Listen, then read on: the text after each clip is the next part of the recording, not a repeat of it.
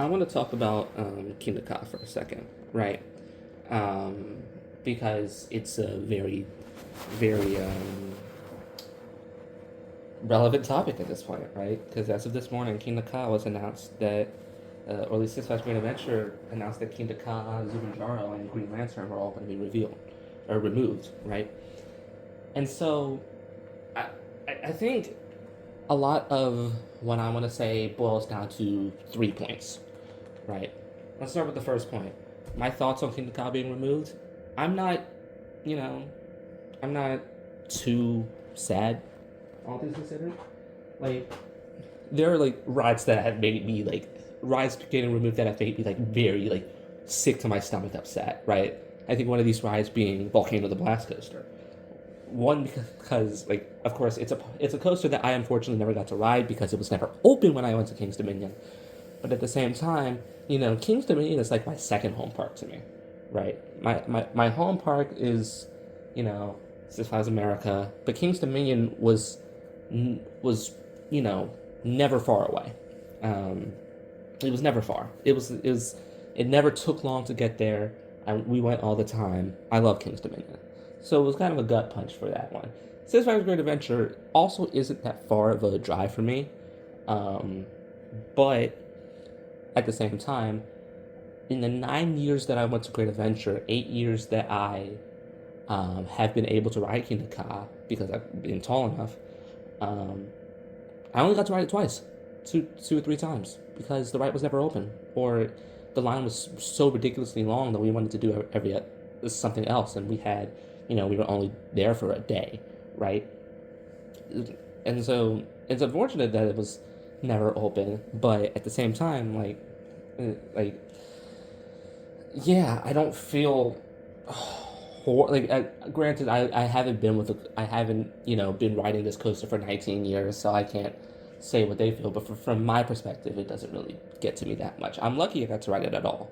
Um, that and Tokyo Dragster in its original form. I'm lucky I got to ride both of those rides at some point in my life, which is nice. Second thing I want to say, let's boil the second thing. Let's talk about the coaster community and the response regarding it, as well as the lead up to it. Now, let me say this: I have been in the coaster community for 10 years, since I was 7 years old. I'm 17 now. I turned 18 before the end of the year, and I am in my freshman year of college. Been in the coaster community for 10 years. It is by far the worst community I have ever been a part of. This is it. This is coming from somebody that is a Final Fantasy VII fan, who is a Persona fan.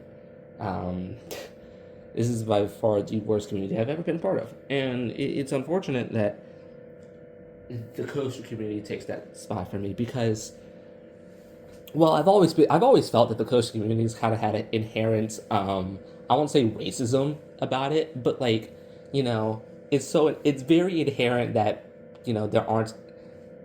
there just is a lack of black creators in the coaster community, and a lack of black creators that get uplifted to higher, like, to people that are popular, right?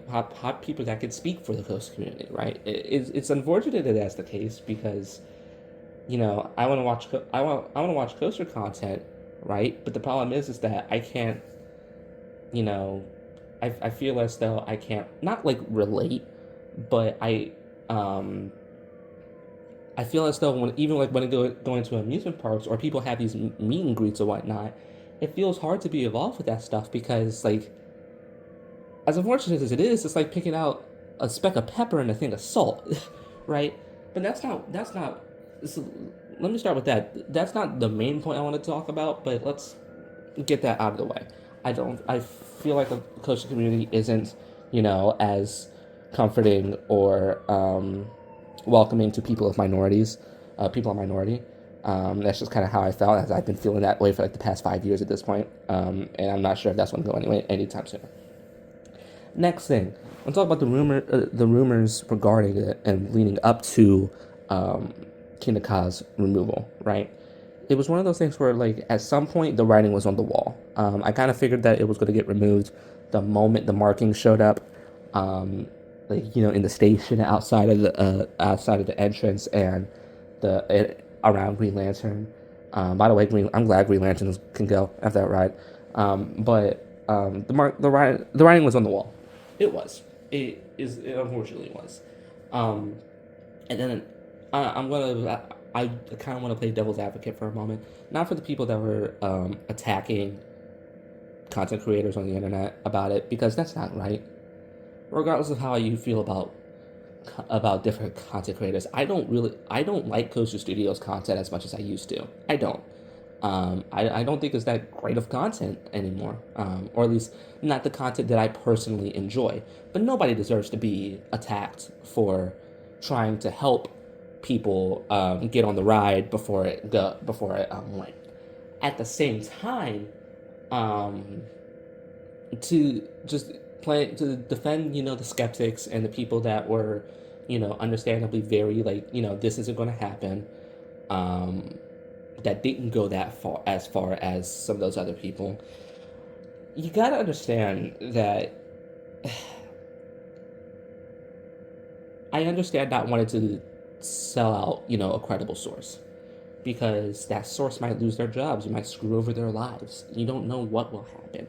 I get it. But at the same time, you have to understand we live in the age of clickbait where everything, for the past 10 years at this point, actually, if not a bit longer, um, people fake stuff. The internet's a treasure trove full of fake stuff, right? And so, if you don't give a credible source, yeah, nobody's gonna believe you. It feels like common sense. Every time something like this happens in different communities, it feels like common sense that I'm understanding, but like, and a decent amount of other people are understanding, but like the people that are actively like involved in it do not get for whatever reason, right? Whereas like, guys, it's common sense that nobody's going to believe you. Um, it's a double edged sword, wanting to warn people about it, but not wanting to sell out your source. And then if you're wrong, your credibility is down the drain. It's like I get it, I do, I do. You just you gotta understand that saying "I told you so" or "we warned you" or whatnot isn't a good is by no means a good response to everything that's gone on. Is by no means a good response. Even even to the people that have given you death threats or have been attacking you over it. Because honestly, for me at least, that just from my standpoint, that just kind of makes the entire situation worse. And I'm the kind of person that wants to avoid controversy. I actively try and stay out of things because that's just more of a hassle to me than it is to anybody else. That entire spiel of, like I said, we told you so, we warned you, kind of just feels like it's making things worse. So, what I'm saying is basically for everybody in the coach community, chill out, chill out, calm down. It's as much as we love it, it's just a roller coaster at the end of the day. On both sides, on every side, it is just a roller coaster at the end of the day. It's not your life. Like for some people, it might be their jobs, but it's not as bad as losing somebody losing their life. You'll be fine. Fond memories aside, I miss. I wish Volcano of the Blast Coaster was around, but life goes on. As unfortunate as it is to say, losing the world's tallest roller coaster, life goes on. Third thing I want to talk about in regards to this announcement is the future.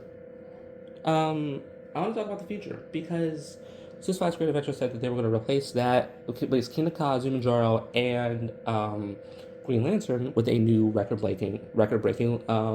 multi-record breaking, launch coaster. And I like it. I like that idea because Kingda Ka always felt lacking to me because it didn't feel like a complete coaster. Waiting in line for 2 hours for an experience that was over in 30 seconds was never appealing to me. So it is as unfortunate as that is. It was never appealing to me.